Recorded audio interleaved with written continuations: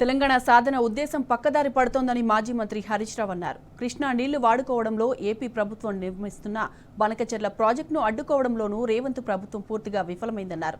8,929 కోట్ల నిధులు ఏపీ నుంచి తిరిగి తీసుకురావడంలోనూ అదేవిధంగా 2 లక్షల ఉద్యోగాల కల్పనలోనూ ప్రభుత్వం ఘోరంగా విఫలమైందన్నారు. అసలు తెలంగాణ ఏర్పాటు ఉద్దేశం లక్ష్యం ఏమైందని కాంగ్రెస్ ప్రభుత్వాన్ని హరీష్ రావు ప్రశ్నించారు.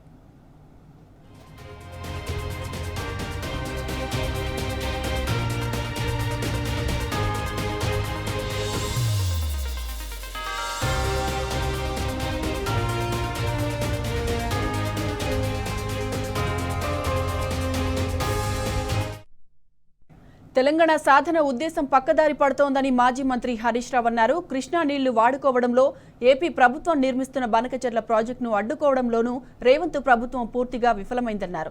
8,929 కోట్ల నిధులు ఏపీ నుంచి తిరిగి తీసుకురావడంలోనూ అదేవిధంగా 2 లక్షల ఉద్యోగాల కల్పనలోనూ ప్రభుత్వం ఘోరంగా విఫలమైందన్నారు.